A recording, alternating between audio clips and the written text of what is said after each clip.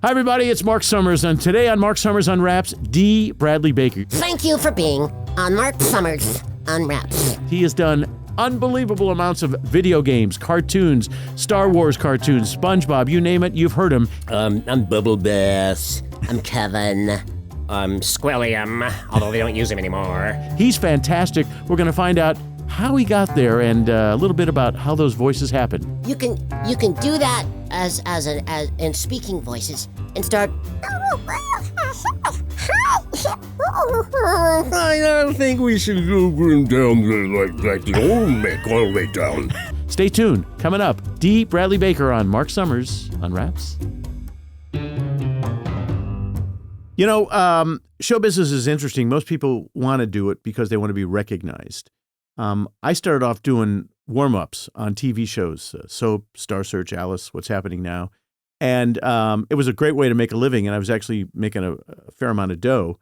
But walking down the street, nobody would have a clue as to who I was. And I missed that. I had that gene that wanted to be recognized. So when you think about voiceover people, I grew up with all the Warner Brothers cartoon characters, and Mel Blanc did them all. But he was on the Jack Benny show playing a bunch of characters. There was a classic Jack Benny bit where, what's your name, Cy C, what do you do, so C? And you saw him, but you didn't really see him because he wore this big Mexican hat. June Foray did a lot of voices on, Rocky. She was Rocky on Rocky and Bullwinkle. Dawes Butler did Huckleberry Hound and things like that. They had sort of an interesting life because they could walk down the street, nobody would know who they were, but everybody knew their voices. Hi, everybody. Welcome to Marc Summers Unwraps. I have an old friend, a talented friend, Dee Bradley Baker, who does more voices and has the career that many of us have tried to get into, but you're in a very select club. I've done a few things. Thank God for Robot Chicken, where I get checks on a regular basis. Yeah. I always play Marc Summers, okay? You play 100 different people. And I want to talk about that, but I want to go back. I didn't know that you were from Indiana originally. I'm from Indianapolis. You're from Bloomington. Yeah. How long were you there? I was only there a couple of years. My parents were teachers there. My dad, Buddy Baker, started the jazz program at IU in Bloomington.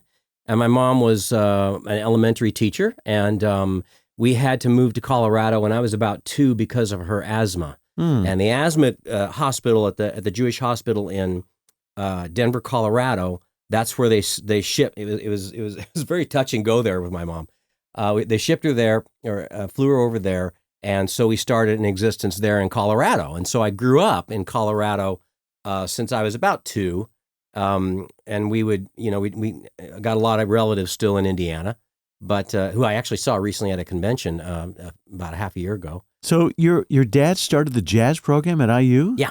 Mm-hmm. Wow, I had no idea. Yeah. It was, like in the early 60s, late 50s, where jazz, it still wasn't reputable. Right. It wasn't viewed as something that you have in a proper music department, where you should be doing opera and you should be doing classical music. And jazz is still... It's still got that honky-tonk stink to it, I'm not sure if we want that in the halls of our academia. but IU had this notable jazz, major. My brother went there and ended up playing for a bunch of people. Michael Brecker, the sax player, the guys who did the Little Mermaid and everything else since then. Those are IU grads. It's a great music school. Very reputable place. I didn't know your dad started that. So when he moved to Colorado, what did he do? He didn't know what he was going to do. We started in Denver, and it's like, we're going to camp out while Mom's sick. And he finally had a connection up at the University of Northern Colorado in Greeley.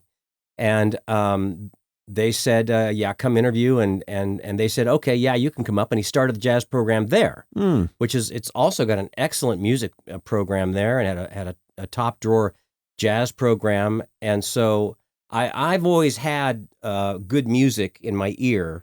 And also my dad is kind of a showman and a show-off who also is an improviser. And so there are some of those aspects, I think, of what he did to be a creative professional that I think filtered into what I ended up doing, although it was all very background. I didn't It was not something I said, oh, I want to do that, or I want. But you've been doing it 25 or 30 years at least now, correct? Yeah, I've been out here in Los Angeles at least 30. Yeah, it's right at 30, actually. So the last time I saw you was at the Nick Studios. We were doing Double Dare, and you were doing Legends of the Hidden Temple. Yes, Yes. Legends of the Hidden Temple. Yeah. And there's always this competition of what's your favorite Nickelodeon game show, and it's always between Legends and Double Dare. Yeah. There are those Legends fans who go absolutely nuts. Oh, yeah. And there are those Double Dare fans, but you were Olmec, amongst other things. Yeah. And how did you get that job? You were a kid. Yeah. Oh, yeah. I was a kid in my late 20s, and I was out in Orlando, and my wife to be, I think we were not yet married. She was there as well, and I would just audition for whatever seemed like fun. Why were you in Orlando? When I was I started out in Colorado, and I was hanging around in Denver doing a musical show and doing stand up, and they just had a national audition for shows at the Wonders of Life Pavilion that they were opening up at Epcot Center. And they just needed comedians and improvisers to do their sketch improv show.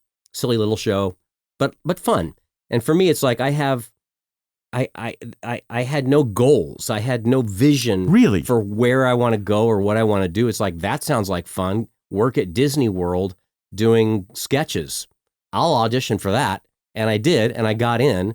And so I was doing those shows. I opened up the Walk Around Beetlejuice at Universal. I was taking singing lessons from a really good music teacher, singing teacher there, Manny Lujan, who's no longer with us.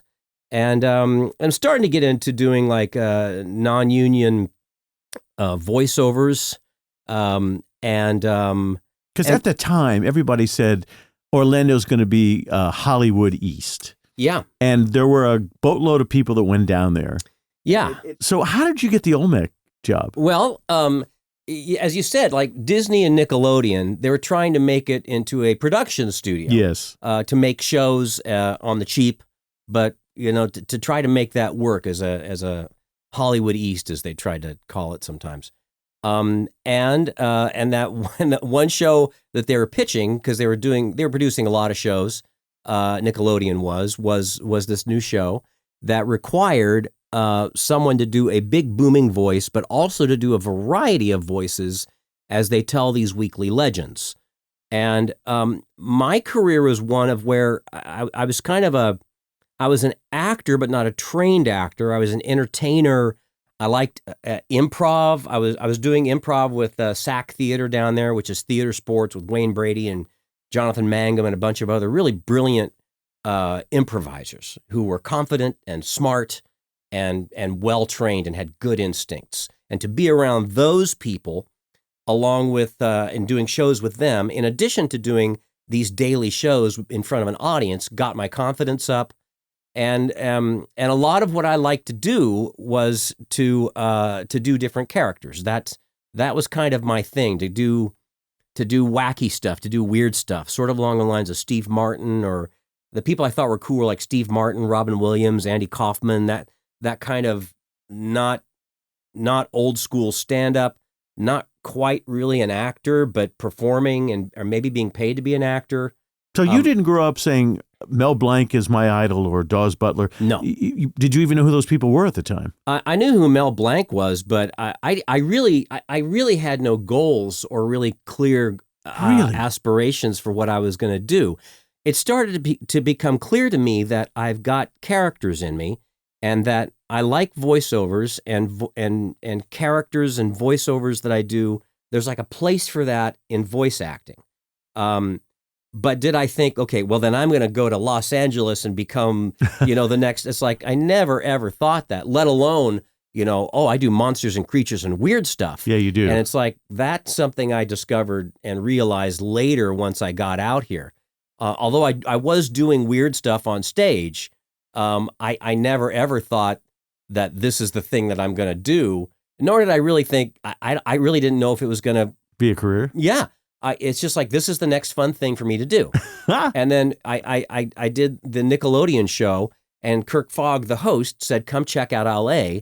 And I said, I really don't think I want to go to Hollywood. I saw a PBS documentary in high school, and it just looked horrible. The air looked horrible. It looked like a miserable place to be. I really don't. And he said, really, just come check it out. So I checked it out, and I really didn't understand what I was doing. I had a terrible demo, a voiceover demo, and I found an agent at an agency that said, "Sure, I'll sign you, kid," which for me was enough. Yeah. And I went back, and my wife is also an actor, and we both just said, life is going great. It's very stable, but this is as good as it's going to get. So And there, at this early stage in our life, when we were just married, we don't really have any anchors yet. So let's go try that. So wow, that's interesting. We dropped it, and just with $2,000 and a Tercel loaded up with everything that we owned, we drove out to Hollywood. How long were you in Orlando? 4.5 years. So let's step back. How did you come up with the Olmec voice? I was having this opera training. So I have a big, I've got kind of a stretch baritone range is what they call it. So I just kind of locked into a big, formal, booming voice. But it's one that has to move because you got to get through that legend, and then you got to jump back and forth between all these little voices in the legend. And that's all I'm doing is jumping back and forth between characters and all, as I'm doing shows for Disney, as I'm doing Beetlejuice at Universal, as I'm doing improv at SAC Theater. There's a great variety of things that are just coming my way, and I just pick it up and take it. And so, But you're giving yourself not enough credit. It ain't that easy. well, it's what's fun to me. It's what works and what I like to do. But because you're right, I mean, some people they're brilliant at what they do as a performer or as an actor. But some, not to be mean, but like a Kevin Costner, his range is just a sliver. Right. But within that range, if properly cast with a good script, he can do an astoundingly good job. Right. He can do a really great job. And there are a lot of actors like that. Right. There are a lot of voice actors like that who are essentially brought in and they just kind of do that thing, like a Ron Perlman or something like that. And then others like me, where I'm more like a session player. Yeah. Where it's an invisible career for the most part. Yeah. You walk down the street, nobody knows who you are. No, they don't. And that's fine. Yeah. I don't mind that. I never aspired to be rich. I never aspired to be famous. I like connecting with an audience. I like collaborative creation. That's what I really like. And that's really all I care about. I don't want the weird thing about my job to me is that my job is done well if nobody thinks about me, if I'm invisible. If I'm an invisible part of making this story live. But you're hardly invisible in that you've done, Star Wars alone, but so many things that you've done, you're the main character, you're that main voice. Now, people don't know who you are from real life facially. Yeah. But those characters are stars on those shows that you do. Well, that's what I want. I want the character to live. I want the character to connect. But I don't want them thinking about me as a person. These things where it's like, well, we got this new movie coming out with this famous person voicing this and this famous person. It's like, I don't want to watch a movie and think about the famous person or the actor at all. I want to think about the story. I want to think about the character, the comedy, the heartbreak. That's what matters. It's the theater of the story that matters, not who's doing it. Which is more difficult, coming up with a new voice, a new character, or going in and doing, you did Daffy Duck. Okay, now Daffy Duck has been around for 100 years. Was that easy? Was that hard? Daffy Duck it's more difficult to generate a beloved iconic character that's also a corporate icon. Yeah. Because there's a lot of expectation and there's a lot of competition. There's territoriality. There's a lot. Meaning what? Well, certain iconic characters, they may change hands, but whoever is holding that character at the moment can be very territorial about that character, even though they don't own it. But they can. It's like Anthony Daniels with C-3PO.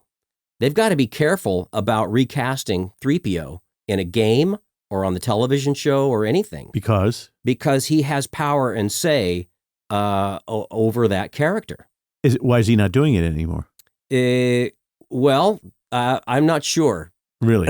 But he has the clout to still say... He may. He may. I'm using that kind of as an example that may not be as relevant now, but there are characters like Disney classic characters, right, or Warner Brothers classic characters where I won't name names, but there are stories of like harassment and seriously, and people getting very bent out of shape that the new person was taking the job that the character that I've been bringing to life.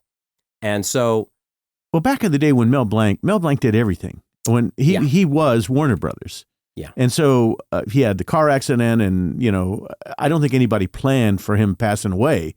And so it was a free-for-all when he died, because here's all these voices. And initially, many of them didn't sound like the character that we knew. Okay, now I guess Bugs can sound differently, or Porky can sound differently. But in my mind, growing up with it, I hear Mel Blanc. Yeah. And all of a sudden, there's something distinctively different. Although when I listened to your Daffy Duck was right on the money. It was Mel come back, Well, I felt very proud of that. And part of that was it wasn't pitched. Whereas Mel Blanc's Daffy Duck was pitched up. Mine was not. Really? Mine was as performed. So I felt very good about that. Although I'd love to go back right now and do it again. I think I could do better. Really? When you say it's pitched up, explain what that means. They speed up the performance to up the pitch. Right. So it's not like this. It's like this. It takes it up a notch. Right. In terms of the tone of the pitch. So getting back to your question, there's a lot more at play when you're going to bring Daffy Duck back to life, because you're not just saying that's despicable. You're riffing and you're talking and you're improvising. Most of the jokes in Space Jam, Ivan Reitman had us improvise. Really? They were not in the script. They weren't in the script? No, they were not. Were you around a table with everybody else? No, we were standing in a studio. You were? And standing and on a sound stage, and we were pitching ideas and things to say. Daffy and Bugs are doing this. They're going through Michael Jordan's clothes. They're looking for things. What's happening? Wow. Which you learn to do as a comedian or an improv or in live performing. But I don't think all voiceover folks have that ability. Not all do. I mean, some are not improvisers. Right. I mean, so if they have the script there and they're asked to go off script, they're kind of screwed. Well, yes. And I mean, sometimes there's often, usually with an animated script, you have some leeway to throw out ideas, to craft it and make it better. I look at it as my job to do so, that I want to make this as good as it can be. And often there's some rewriting, light diplomatic rewriting. In some shows, there is no rewriting. It's as written, and it's as the writer heard it, and will now tell you what that exact delivery is going to be. Some shows are very loose, and they just have the basic idea, but let's come up with 4 or 5 different crazy angles on that, and we'll choose the one later. It's different. Because I'm a novice in this, I've had a couple of experiences where when I did Loud Family, the person who was producing me, with all due respect, that really was unfamiliar. I was playing Mark Summers doing Double Dare, but they had never apparently watched the show. Yeah. So the things they were telling me to do were wrong. Yeah. And so you have to play that game of, do I do it the way they asked me to do it, knowing that that's not the way it should be done? And so I played the game. I said, can I just try something here? And luckily, they sort of split the difference. It wasn't the way I would have done it, but nonetheless. When I did the Cleveland show, it was an episode where Cleveland and his father had this bad relationship, and it went back to when they played Family Double Dare, and he didn't find the flag. And my last line was, "Get the flag! Get the flag!" And then they had me say, "Get the effing flag." Okay. So obviously it was going to be bleeped. When I said, "Give me the flag, give me the effing flag," they said, "Could you do it one more time?" Well, about the 18th take, I said to them, "Could somebody give me some direction? Apparently I'm not doing something right." And he said to me, "Oh, you got it on the second take. It's just hysterical to hear you say that over and over and over again," which made me laugh. That's funny. Which was fun. Yeah. But you're telling me, I didn't know in Space Jam you got to make stuff up. How many different takes did you do? We messed around with it a lot, and I think that was Ivan Reitman's style. Joe Pitko was not directing us, by the way. He directed the rest of the movie. But really, Reitman, as far as all that I was seeing, Reitman was driving the bus, Right. And that's kind of his MO, is to let the actors be funny, let the comedians be comedians, Let them do their job, and trust ultimately, them. let Bill Murray solve the movie by just coming up with something. Got it. Because it's not in the script, Right. That kind of stuff. And so he let us do that. At this point of your life, you're in the top 3 of all people who do this. So if they want a particular sound, they say, "Get me Dee Baker." Yeah, as far as the creature stuff goes, they trust me. Basically it's just bring in the wizard. He's going to pull something out of that. But you have that reputation now. Yes, You didn't initially. Oh, It no. evolved. Oh no. And I did a deep dive on you. And for those of you who are listening to us in the car or wherever, I always say it's better to watch the show on YouTube because you learn so much more. I found a video on you, and see if you remember this, because I'd like you to sort of redo it for me here, where the voices start sort of at the top of your head and take it all the way down through your chest. Yeah. And to watch this evolve was fascinating to me because I had no idea that existed. So can you do a mini version of that for me? Well, I mean, You can do that as in speaking voices and start. I don't think we should go down there like the old Mick, all the way down here to, something like that. all the way down to Beetlejuice. But you can do that for and then you channel where you place that through acting. And the same is true for doing creature sounds, where you can start way up high with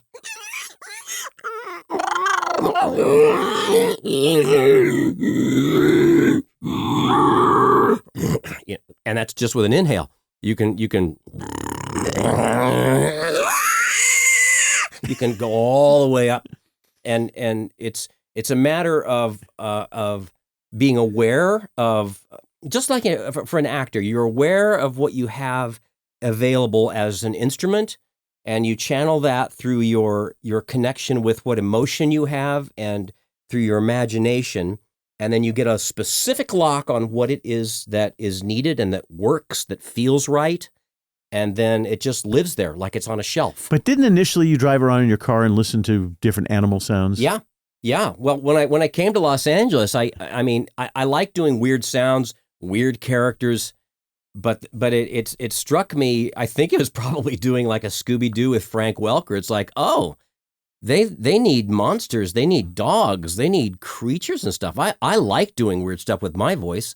I'm going to work on this. Frank Welker, he was the Mac Daddy, actually. Was he really? Of doing creatures and monsters and things like that. Prior to you? Yeah, I still think he's like Coca-Cola and I'm RC Cola. No, you're at least Pepsi, my friend. Come on. but that, I became aware of that as I started to work, and especially like, they need,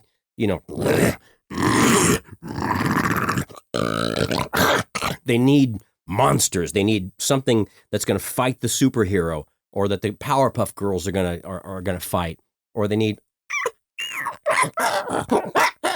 a dog, or they need a cat, or they need a familiar. That families always have a familiar pet that serves as a stand-in for the audience and for the kids, and so I just started driving around, and I watched nature documentaries, which I still do, and listening to CDs of animal sounds, and then finding the ones that I could lock into, that I could utilize with creative expression, so that I can give intent and conversation. It's I never not just realized a sound. how much work goes behind what your career is. The creature sounds, there's no animal that sounds like that. So you had to take various sounds that you had heard and combine them to become what that became. Yeah. But the control that you have of your throat, of your nose, of your upper register, it's insane. Yeah, it's very weird. It's very odd. But it's also that I can see it. It's that I like animals. I've always liked animals. I like biology. And it's like I can see it move. I can see what it's doing. And because I'm an actor, I channel this as an acting performance. I'm not a sound effects guy. So you're an actor first. I'm an actor and a show off. And you're able to act because you have those voices and can control them in a way that, as far as I know, a handful of people are able to do. Yeah, I can use it expressively in the telling of someone's story in a way that locks right into it, that's efficient, and that is usually as good or better than what they were hoping to get. So can you do, when I think of stand-up comedy, there are people who do great impressions. Did you ever go down that road and try to do, There's a few. I mean, like Daffy Duck is an impression, or Beetlejuice, that's an impression, where you inhabit the character and make that character like a living thing, like Kevin Pollak can do, where you're just like, oh, that's Columbo. I am talking to Columbo, and he can react in an improvisational, in the moment way to what's happening around him. That's the gold standard. That's what you want. Have you ever been called in to do a voice and you just couldn't do it? There's probably been a couple of gigs where I thought, I don't think I was bringing what they need, and I think they're just going to use more sound effects with this, because sometimes I'll give sort of a backbone performance to the creature, and then they'll sweeten that with other sounds and other futzing that they do, and that's fine. I mean, to me, it's like no matter what I'm doing as a voice actor, I'm providing a clay rendering, and that is handed off to lots of other people who then modify it and shape it and light it and animate it and select, angles and all these other things. So I look at it as a collaborative thing. So I have no territorial aspect about what I create or what they do with it once I'm done with it. And do you mostly work from your home in a studio and wear headphones and get directions, and you do 17 takes or 3 takes, or depending on how? Yeah. And that's it. So you don't get to interact with other performers. Well, in the post-COVID world, it's really shifted. The only ensemble show that I'm recording right now is SpongeBob, and that's if they have an ensemble episode that they're going through that they want me for. Then I'll go into Nickelodeon. What voices do you do on SpongeBob? I'm Bubble Bass. I'm Kevin. I'm Squilliam, although they don't use him anymore. I'm Perch Perkins, Action News. I'm and then creatures and monsters and screaming townspeople who are on fire. There's always mayhem where everyone is screaming bloody murder. It's a very funny show. It's a vocally punishing show, but it's really fun because it feels like you're in this direct lineage connection back to like Buster Keaton, where which is really what informed and was fulfilled by Bugs Bunny and Daffy Duck in the golden age of that, is taking vaudeville as far as you possibly can. Oh, yeah. Playing as extending it as far as you can to the cheap seats, to the young and to the old. And so it's great fun to be a part of that. I bet it is. And so when they bring you in, I have no idea. Do you get paid per hour, per character? How does that work? The way the union contract works is you're paid a session fee for 2 voices, and then a little 10% bump for 3 voices. And then if it's a 4th voice or 5th, they have to pay a second session fee. But for the most part, even if you're a top dog earner or a beginner, you're probably just going to get a session fee. But here's what I realized from Robot Chicken. I get residual checks like crazy. Oh, we bless the union for the ever-flowing residual flow that will forever flow. With all these things you do, you just must go to the mailbox on a regular basis and there's a bunch of dough. Yes, that is correct. Which is why you live in 3 places. It's just this ever-flowing river that you're not like on camera, right? Or like where you get like, I'm on a sitcom and I'm making $100K or $500K an episode, right? Or in a movie where I'm making $10 million or whatever. You're making a session fee, right? But every little session fee is a drop that goes in that ocean that just gets wider and deeper and flows and never ends, perpetuity, yes, forever. Yeah. And that's the beauty of being a union voice actor. Right. Oh my God. But it's not about being a rock star. As I said, I'm a session player.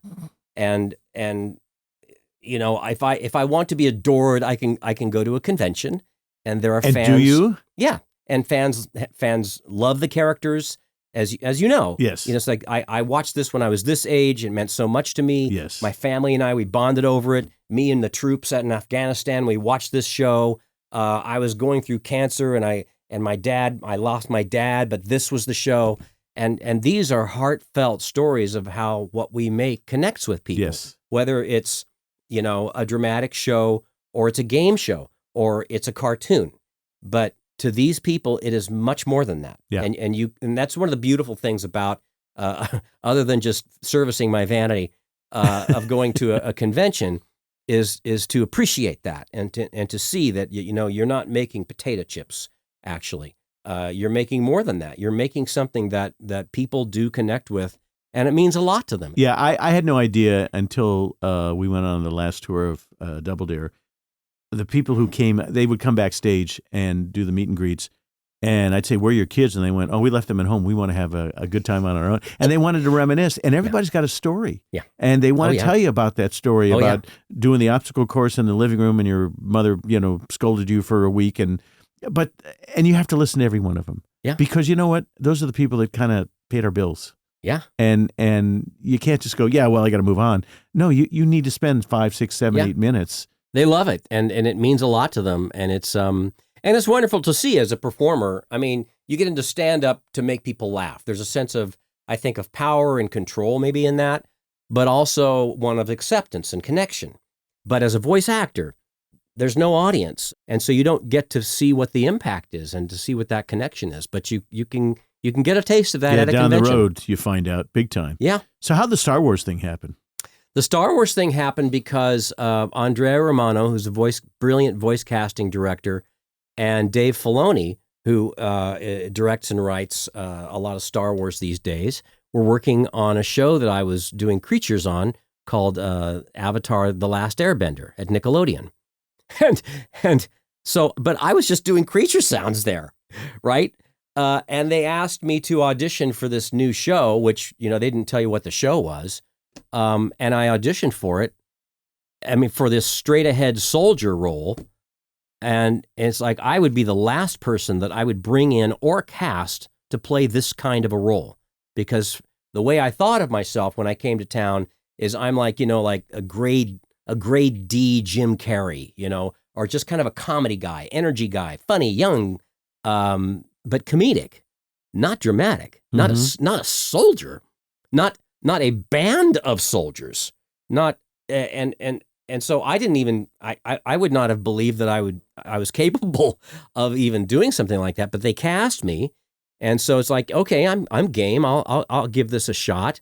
And they weren't even really sure with the Clone Wars if that was going to work with a room full of clones. Do they all seem and sound different, or does this just feel just kind of flat? And does it not work?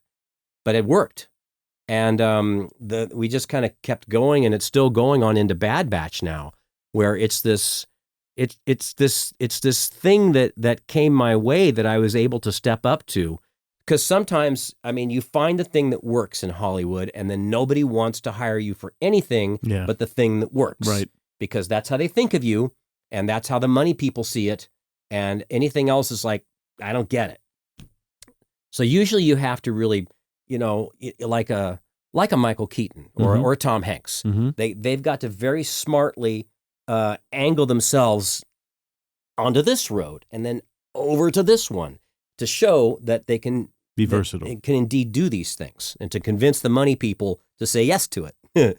But fortunately, in voice acting, where the career comes with the caveat of versatility, because essentially, if you can do the 3 voices, they can get 3 characters for the price of 1, essentially. So it selects for that kind of versatility, and so it just. I found a lot more versatility than I thought I had in me. What kind of direction do you get when you're doing? Because if you're doing SpongeBob and you've been doing it for a number of years now, do they give you direction? Sure. They do. Oh, absolutely. Tom Kenny is our voice director on that show. He's kind of taken the helm of that ship. Yeah. And he's fantastic. And he's got a very specific sensibility for what he's going for. So sometimes he'll show me what he's thinking of. And then I'll also throw in my own ideas. and then whatever tickles him, once they've got it, then we move on.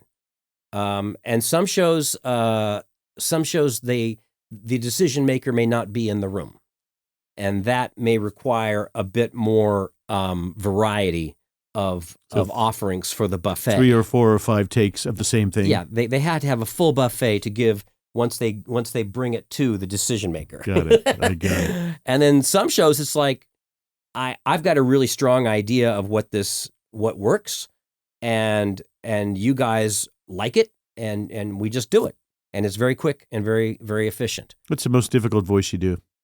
Right now, Mm-hmm.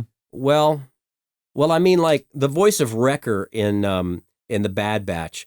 What is a voice like that? It's a throat ripper. Mhm. That's a rough voice for me. If you do that for a couple hours, can it make it difficult to do something the next day? Yeah, it can. But thankfully, with the opera singing training that I've had, I can bring my voice back. I can kind of reset the muscles so that they're relaxed and separated, my head voice and my chest voice, so that I can. It's rare that something wipes me out so completely. Although sometimes SpongeBob, bless its heart, it'll sometimes get there where it's just Because of the range? screaming. There's screaming. There's Really? That mayhem. much? There's the villagers are screaming because everyone's on fire and the house is falling on them. So what would that sound like? What? The screaming? Yeah. It's terrible. It's just And does it go on for... it can. Yeah. It can go on. So of all the things I do, probably SpongeBob will leave me the most battered at the end of a Wednesday afternoon, typically. But by the next day, usually if there's punishment, it's a localized punishment, and whatever my next gig is probably going to be at a different zone in my instrument. And so I've never not been able to jump up and compensate and do something else. Because a lot of what you learn as you get good at what you do is not just what to do, but what not to do, so that you perform in a way that is relaxed but powerful. That it's not using all of this kind of wasted energy that exhausts yourself with unnecessary effort. I'm going through this list. I mean, Angry Beavers, Fairly Odd Parents, What's New Scooby-Doo, Spider-Man, Star Wars, Family Guy, which is about my favorite show ever, Looney Tunes, Muppet Babies, Robot Chicken, Space Jam, SpongeBob, and it goes on and on and American on. Dad, Phineas and Ferb. Yeah, I mean, it's amazing. When you do Family Guy, tell me what that experience is like. Well, usually on Family Guy, they just bring me in to do the weird stuff. Such as? Well, they want, like a bird that's throwing up, or literally, it's just that kind of weird ass stuff. And it's like, yeah, I can do, let's go, let's do that. So what would a bird throwing up sound like? Well, it'll depend on the script, the timing of it is everything. Right. But it's like, it's the show that they get away with stuff on there, like stuff online that they do is crazy. Yeah, I mean, that's part of what's really great about animation is you can not only extend the idea, but you can also extend the audacity. Yes. There's lines that you can step over in animation that you cannot step over with on camera. For instance, after 9/11, nobody would touch the president after that. Really? George W. Bush. Nobody. Except for the South Park guys who made the sitcom That's My Bush, which is funny. Yes. But it worked because it wasn't mean. And we did an episode on American Dad, which was When Bush Comes to Dinner. And I did George W. Bush on that. And it wasn't mean, but it was making fun of the president. It lighthearted. He was, because he was on the wagon, the gag was that he accidentally drank some alcohol and then he got really shit-faced drunk. And it was a very funny idea, but it wasn't mean. But it was interesting to me that something so broad, really the stuff that South Park guys do is comedically, almost cartoonishly broad. Yeah, but it's on the edge. But that our show, American Dad, could be in there and say, look, we can still be ourselves, we can still laugh, and we can still make fun of authority, even in this dark time. There's a classic piece online, which I'm sure you've seen, of Daffy Duck going, "Abidi, bidi, bidi," and then he goes, son of a," and he said, "You thought I was going to say son of a bitch," and he actually says it. And that's from, I don't know, maybe the 40s or something. Oh, that sounds, yeah, that could well be. Yeah. So, every now and then, I guess those things do slip through. But It's very smart and very edgy and very audacious. And that's a lot of the artistic and intellectual even fun of even something like SpongeBob. There's stuff that's going down in SpongeBob. There's other shows that I've done, a Cow and Chicken, for instance. There's stuff on Cow and Chicken that's like that episode aired one time, and then they didn't realize what that episode is actually demonstrating, and they got some letters, and then it's like, okay, we're not showing that episode ever again. Yeah. Do you remember what that was about? Yeah, that was called the Buffalo Gals. And what was the negative aspect? Well, I'm not sure if it was negative, but it was essentially, there was a gang of heavyset biker women who would come to your house and literally chew the carpet. Okay. They got would it. munch the rug in your house. They would come to your house on their bikes. Well, now I And understand. that aired once, and that was it. That was it. Oh man, would I love to see a copy of it. Yeah, it was such a great show. But there was one character I did called Jolly Roger. It was just these big tags, like that, just a big, stupid, ridiculous character, and he had these really high, hiked up shorts, super short, and waving on a flag, singing about how I'll be a flag for you, and the network just said, don't ever use this character again. Why? Never use this character. Because they found it, I don't know why they found it offensive. I don't know why. Wow. He was a joyous, rather scantily clothed, joyous character is all I know. But they didn't want it. And so the creator, David Fees, proceeded to write that character into every show, but give him a different name. Oh, really? Oh my God. But there's a lot of, deviant, smart, creative, fun, creativity that you can pack into a cartoon, even a kid's cartoon. Certainly the Warner Brothers stuff had a lot of it. Oh yeah. My God. Oh yeah. You know. Absolutely. They weren't even trying to hide it, I don't think. Yeah. Bugs was this smart ass, but he said things. Well, Popeye used to say stuff under his breath. Oh yeah. That, if you listen to it, you'd go, oh my God. Yeah. That was pretty especially bizarre. pre-code Popeye. The before they started the morality rules and all that in earlier Hollywood. There was a lot more. They went a lot further with that. They did. and when they do Family Guy, I mean, Seth is brilliant. Yes, he is. And I've seen him on shows where he does all the characters sort of back to back to back. Mm-hmm. I mean, I guess if you have the talent that you guys do, that's an easy thing, but it doesn't seem that easy. Yeah, it's like, I mean, one way to think of it is like a piano player, where they've just got a piano, but they're playing Mozart, now they're playing Cole Porter, now they're playing Barry Manilow, now they're playing a commercial ditty, now they're improvising a musical song. So they're so versatile that they can flow from one to another and not even think about it. Right. Yeah. Right. So you didn't want to do this as a kid. So Mel Blanc, I liked acting as a kid. Right. I did acting since second grade, but I thought actors are poor, that they live in a terrible apartment and they don't have food. They have to eat cat food. And that's not a career. Plus, the others that around me, it's like this guy's doing, Petruchio, and this is an actor. I'm just this guy who likes to perform, but I'm not going to weep on stage. I'm not going to pull out my soul. They cast me in Equus at my high school. We had a very good drama teacher, and I was in Equus, and every night I had to go insane as the main character who does nothing but talk and talk and talk, all this memorization. And I think after that, I just realized I don't think I'm an actor at all. I don't want to memorize lines, and I don't want to go insane every night. And this is really hard work. Yeah. And I don't even think I'm doing that great of a job at it. And so, flash forward to voice acting, where it's just great variety. It's super quick. There's no memorizing whatsoever. Yeah. And it's fun, but I'm still making shows. I'm still making stories. I'm doing a one-man show right now, and to memorize 70 pages wow. is brutal. Yeah. People say, why is it that hard? It's about your life, but it's difficult. That's work. Yeah, that's hard work. That's a lot of work. So the classic, the June Forays, the Dawes Butlers. Did you ever get a chance to meet and work with those folks? No, I didn't, sadly. I met Don Messick. Oh yeah, Who's the guy that originated Scooby-Doo and a lot of Hanna-Barbera characters. And I took a brief class with him where, as I remember, his advice was you have to go study acting. Which really? is like I never did. And He said that specifically to you? Well, he said it was like a what's it called? The learning tree? The learning tree. Yes. Yeah, it's like a learning tree class. Yes. Where you pay $50 Yeah. and you have some expert come in and lecture everybody.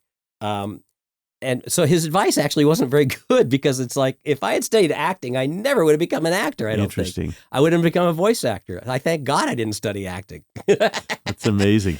I just always did it. I did performing, and I when you're around people and you work with people who are better than you, then you start to get not just confident, you get ideas for how it can work. And then if you have it within you, then you find your version of it, that you realize that I'm not, these other people who are really good are intimidating. Mm-hmm. They're intimidatingly good, but I can do something that's good too, but it's not that. I don't have to do that. That's the relief. I'm just doing my version of this. That's all I've got to do. But you're now on the Mount Rushmore of people who do this.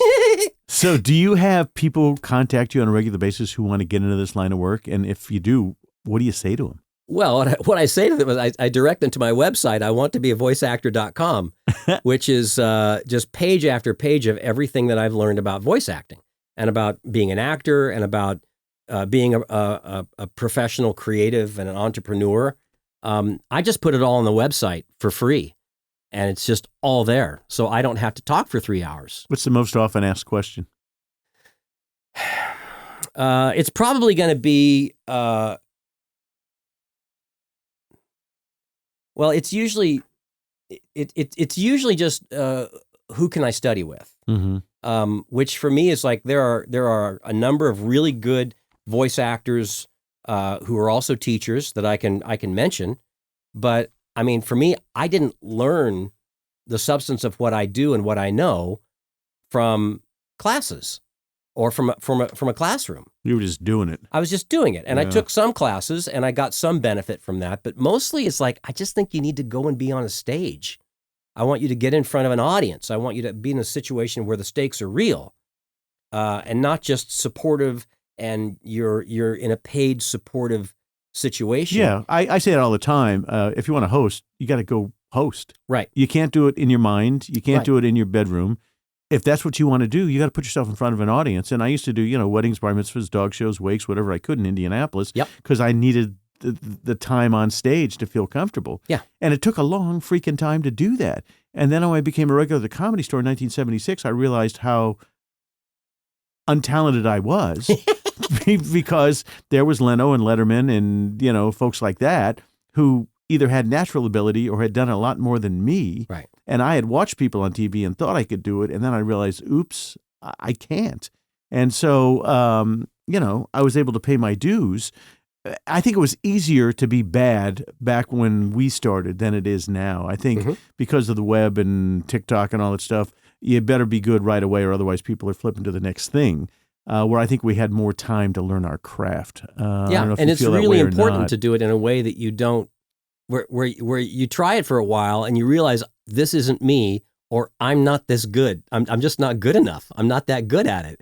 And I did that a lot. Stand-up was that for me. It's like I can make this kind of work for a while, but ultimately I don't think I'm brilliant at this. And plus, I don't think I want this lifestyle. I mean, it's like back when I was doing it, it's like, well, everyone wants to be Tim Allen. Yeah. Because you do this, you become a headliner, then you get a show around you, and then, and it's like, I really don't think I am that, and I don't think I really want to do that. I don't want to drive around and live out of a trunk. And I don't want to be trapped by this character, this shtick, persona, this yeah. thing that I'm doing. Like Steve Martin, he's just like at some point it's like, I'm not even doing what I like to do. I'm just hosting a big party. I don't want to do this. And he just stops. He just stops. Because and and that's he's an important... one of the few who's been able to pull that off. Yeah. well, to have the guts to be yourself. Yeah. To be able to say no and then to change course. And that's a really important realization for a creative person, I think. Well, he's intellectually brilliant. Yeah. And has enough money in the bank where he can say no. Yeah. He couldn't be the wild and crazy guy his entire career. And now he's doing the cable show with Martin Short, and that seems to be doing well. Yeah. Yeah, it's great. I mean, I really love, it's part of why I like listening through memoirs is I want to pay attention to how those that endure have navigated their careers over decades. You're unique on the show in that most people that have been on our program have had a focus from the time they came out of a womb. Yeah, but and I always related to that, and this was back in college when I saw the Woody Allen movie Zelig, and that song they kept singing in that Chameleon Man. Yes, and I've always felt like it's like there's something about me that really relates to that it's a capacity I think of my character, but also something that I've channeled into my career is like an octopus where you hit the surface and then you change to it, and then you can use it to your advantage or to modify it in a way that works for that particular environment. But it can be any environment. We talk about overcoming obstacles a lot on this program. What obstacles did you have to overcome to become who you are? I had a very lucky setup with parents that loved me. I emerged from college unencumbered by debt because of a scholarship that I got, and so I was very lucky with that launch. My parents were supportive. I think they wanted me to be a lawyer. They thought that seemed like a good idea, which I wouldn't have been happy. I would have been a good lawyer, but I don't think I would have been happy. And so there was no pressure on me to have to decide what I had to do. And so my realization of who I am and what I like to do and what I'm good at, I had a number of years there in my 20s into my later 20s for that question to decant into the larval version of what I have now. So it's mostly really a happy story, I think. Sounds like it. I'm glad to hear that. Yeah. I mean, in terms of right now, a lot of it I think it's served me best to maintain an improvisational stance towards life, towards what's coming towards me professionally or personally. And that whatever comes at you, whether it's good or bad, is to kind of take it as it's there. I think that's the way I've mostly played it, and it's benefited me well.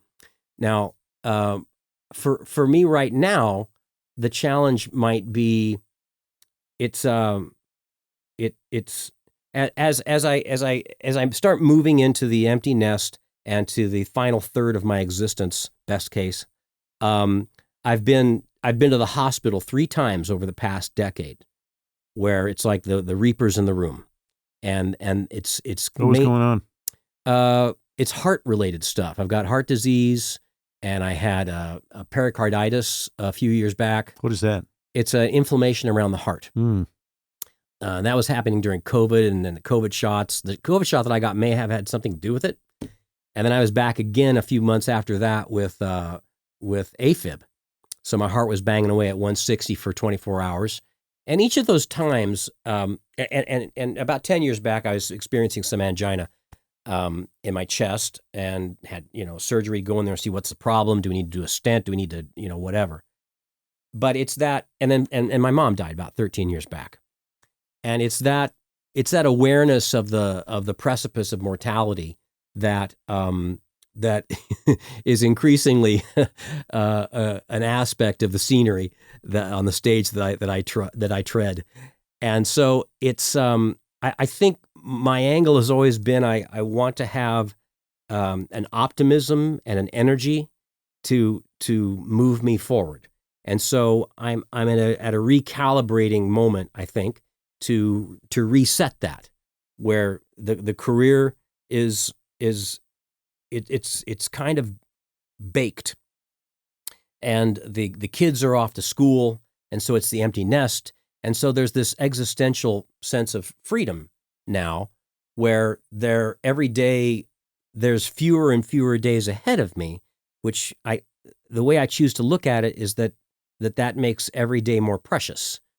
It's not a sense of rising panic. It's one of growing opportunity. But here's the thing. In your line of work, you can't be aged out because they don't see you. And as long as you can keep the tone of the voices where they need them to be, you could do this till you're 100, for God's sakes, assuming that you would want to do that. Yeah, I think I might. I think I very well might continue with it. It's fun. It gives me connection and collaborative society that I can connect with. There's no downside to doing voice acting. None at all. But here's the thing, and this is what I say to people who come to me often. You're responsible for your own happiness, okay? Yeah. I'm 72. I've tried to retire 17 times because when the phone stopped ringing, in our industry, we have no control of our own lives. Other people make those decisions for us.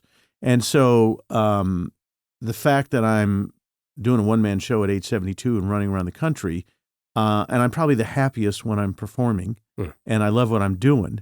So there's no need to stop. And Peter Marshall, if you remember him from Hollywood Squares days, has been a friend of mine for maybe 40 years. And he always said to me, Mark, don't retire. All my friends who retired died. Pete's 96, and he's been having some health issues, but his mind is exactly as it always was. He remembers everything. Wow. And it's amazing to watch him. And so I'm just trying to stay active. And I'm doing what I want to be doing, lucky enough to do that. I'm in a situation where I don't have to work, but I want to work. And I think you're in a similar situation where you're juggling a lot of balls and you could stop tomorrow, and do what?